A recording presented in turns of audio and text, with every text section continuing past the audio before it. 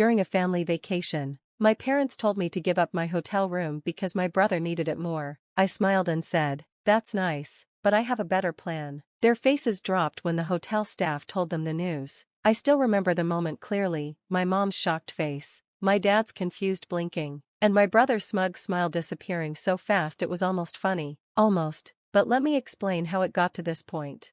Growing up, my younger brother Ryan was the favorite. Actually, he was the only child in my parents' eyes. I was just there, the backup, the babysitter, the one who always had to give up things for him. If Ryan wanted something, he got it. If I wanted something, they'd say, "We'll see," which really meant no. I learned early that life wasn't fair in our house. If I ever complained, I was called selfish or difficult. I got tired of fighting for scraps, so I stopped trying. I planned my escape, and as soon as I turned 18, I left. I worked hard to build a life away from them, no calls, no family holidays, no drama, just peace, until last year.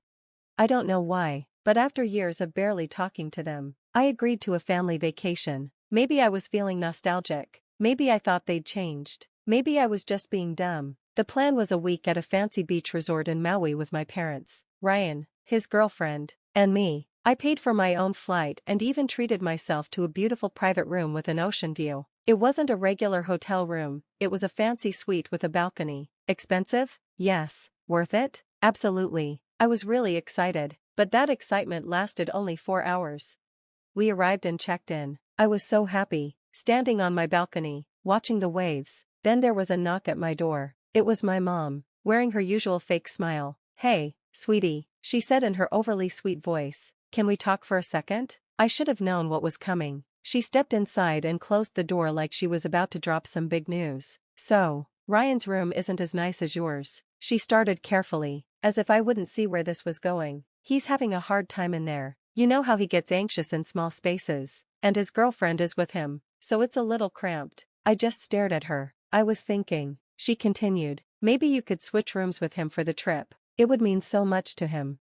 I laughed. "You're joking, right?" Her face got serious. "Don't be like that. He needs the space more than you do. You're alone. You don't need all this." I felt that old, familiar feeling, the expectation that I should give in, be the bigger person, be reasonable, but not this time. I smiled and said, "That's cute, but I have a better plan."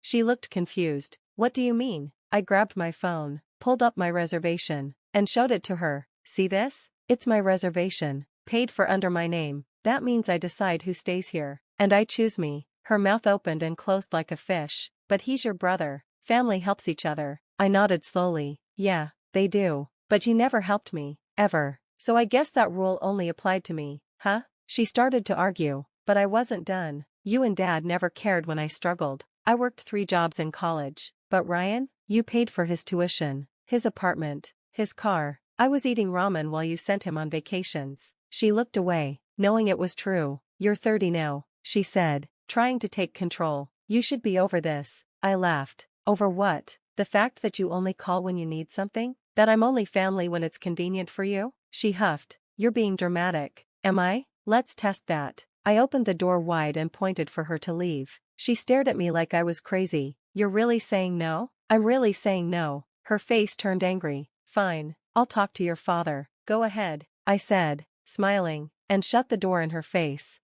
I knew she wasn't done. 15 minutes later, there was another knock. This time, it was my dad. I didn't let him start. "Let me guess," I said. "Mom sent you." "Son, let's be reasonable," he said. I held up my phone. "Want to see the reservation again?" "That's not the point," he said. "Then what is the point?" I asked. "Because it seems like the point is, Ryan wants something. So let's take it from me." He frowned. "He's your brother. You should be willing to." I laughed. "Finish that sentence." "I should be willing to what?" He stayed silent. "That's what I thought," I said. "Now, if you don't mind, I have a vacation to enjoy." I shut the door.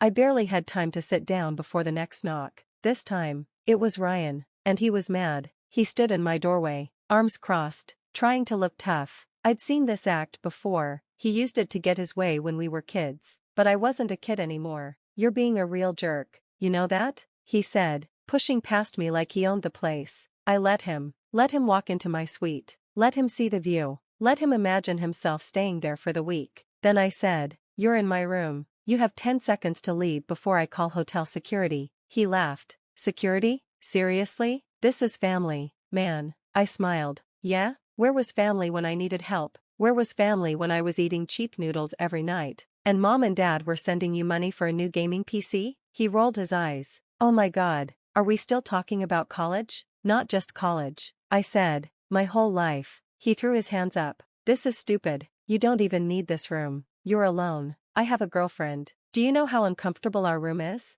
That's not my problem, I said. It could be if you weren't such a selfish jerk. I laughed, really laughed. Ryan's jaw tightened. He wasn't used to me standing up to him. You think I'm selfish? I asked, stepping closer. Let's talk about selfish. Who got a car for their 16th birthday? Silence. Who had their college paid for while I took out loans? More silence. Who got vacations and new clothes while I worked nights at a gas station? His face turned dark. Why do you always bring up old stuff? Because you still act like you're owed everything. But guess what? I don't owe you anything. He clenched his fists but didn't say anything. Finally, he smirked. Fine, keep the room. Just remember, you're going to regret this.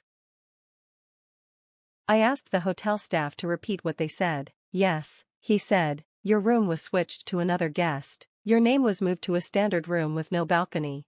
I didn't even need to guess who did it. He hesitated. It was your parents who asked for the change. I was furious. Daniel, the staff member, must have seen how angry I looked because he quickly added, "Don't worry, sir, I haven't made the change yet. It seemed strange, so I wanted to check with you first." I took a deep breath to calm down. Good call, Daniel, very good call. I pulled out my phone and showed him my reservation email. I paid for this room. It's under my name. No one else has the right to change it, not my parents, not my brother, no one. Daniel nodded. Understood. I'll make sure your original reservation stays locked. I sighed in relief. Thank you. He hesitated again. Sir, would you like me to flag your account so no one can make changes without your permission? I smiled. Daniel, that's a great idea. I was still angry when I went to my parents' room. I didn't knock, I just slammed the door open. My dad looked annoyed. What's wrong with you? He snapped. You tell me, I shot back. I just found out you tried to steal my room. He didn't even look guilty. It's not stealing, we just made a change. Ryan's room is small. I cut him off. Stop right there. I paid for my room with my money. You had no right to touch my reservation. My mom appeared behind him, sighing like I was being unreasonable. Why are you making such a big deal? It's just a room. Then why didn't Ryan switch rooms? I asked. She frowned. Because his room is already paid for under our account, and yours was separate. It was easier this way. I laughed. You really think I'm that stupid? This isn't about easier. This is about Ryan getting what he wants, like always. My mom crossed her arms. You're being dramatic. My dad huffed. Fine, keep the room, but don't expect us to pay for anything else this trip. I laughed even harder. Pay for me? You haven't paid for anything for me in years. But sure, go ahead and pretend you're punishing me. Meanwhile, I'll be on my balcony, enjoying my ocean view. I turned and walked away before they could say anything. The next few days were tense. Ryan sulked. His girlfriend gave me dirty looks. My parents acted like I had betrayed them, but I didn't care. I spent my days relaxing on the beach, drinking cocktails, and sleeping in the room I paid for. That's exactly what I wanted, I said calmly. Daniel nodded and made a call. Soon, a security guard took us to a small room with monitors. Let's check the footage from last night, Mr. Alvarez, the manager said. The guard rewound the video, and there he was, Ryan, entering my room alone, without a key card. Mr. Alvarez paused the video. How did he get in? I frowned. Good question. The guard rewound further, and we saw it. Ryan was let in by a hotel employee, a short guy in a concierge uniform. He swiped a key card and held the door open for Ryan. My stomach sank. Mr. Alvarez cursed. That's Miguel. He's worked here for 2 years and never had complaints before. Miguel looked guilty. He said it was his room, but his brother, he glanced at me, was holding the key card. He even offered me 100 to let him in. I laughed. Wow, Ryan bribing hotel staff. That's a new low, even for you. Ryan rolled his eyes. Oh, come on. You're making a big deal out of nothing. It was just a little money. A little? I snapped. You stole over 600 from me. My dad turned to Ryan. You did what? Ryan clenched his fists. You don't even need it. That was it. I turned to Mr. Alvarez. I want my money back, now. Mr. Alvarez nodded. Miguel, you're suspended. Ryan, if you don't return the money, we'll call the police. Ryan's smug look disappeared. My mom gasped. You wouldn't. Oh, I would, I said, and since this is a fancy resort, they take security very seriously, so unless you want to explain to a judge why you bribed a hotel employee and stole from your brother, I suggest you pay up. Ryan looked at my parents for help. My dad shook his head. You're on your own, kid. My mom's face turned red. She started to speak, but I cut her off. You taught him to be like this, I said coldly. You always let him take from me, but not this time. Silence. Finally, Ryan pulled out his wallet and threw $400 on the table. I didn't touch it. All of it, I said. He clenched his teeth but pulled out another $200 and slammed it down. I smiled, took the money, and stood up. Pleasure doing business with you. Then I turned to Mr. Alvarez. If my family tries to change my reservation again, I want to be notified right away. Understood, he said, and as an apology, we're upgrading you to a VIP package, free spa access, daily room service, and a free sunset cruise. I grinned. Now that's what I like to hear. My parents sat there in silence as I walked out, leaving them to deal with Ryan. The rest of the trip was great. I relaxed while my family sulked in their basic rooms. I got massages, ate lobster, and enjoyed cocktails on a yacht. Ryan avoided me. My parents were cold but didn't push me further. When we flew home, I blocked their numbers. No more second chances. No more being the afterthought. I wasn't their doormat anymore, and it felt amazing. I thought that was the end of it. I had my money, my VIP treatment, and my family was stuck with their mess. But Ryan wasn't done. A week later, I got a notification from my bank. Ryan had reported the money he gave me as fraud. I laughed. He really thought he could steal from me twice. I called the bank, explained everything, and sent them the security footage, screenshots, and the hotel's report. The bank quickly denied his claim. Ryan lost the dispute, and his account was flagged, which ruined his credit score. Since my parents always bailed him out, I wondered how long it would take before he came crawling back for help. Spoiler, not long.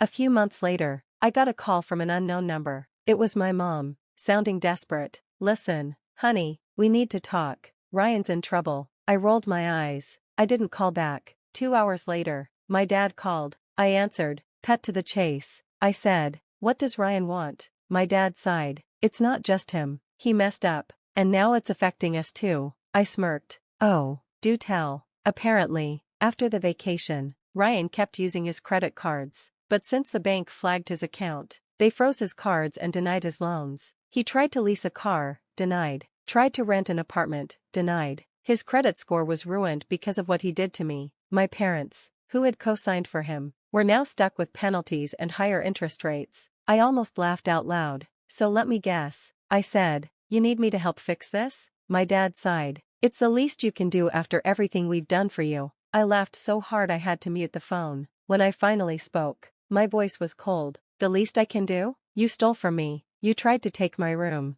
You called me selfish for setting boundaries. And now you want a favor? Silence. Then my dad said, just help your brother. He's family. I grinned. I don't have a brother. Then I hung up. That was the last time I spoke to them. After that, I blocked every number. I ignored every email. They even sent relatives to talk to me, but I blocked them too. Ryan? He fell apart, with no one to bail him out. He couldn't pay his bills, got evicted, and ended up crashing on a friend's couch. My parents had to take on his debt, which ruined them financially. Me? I thrived. I traveled, upgraded my apartment, got a promotion at work, and never looked back.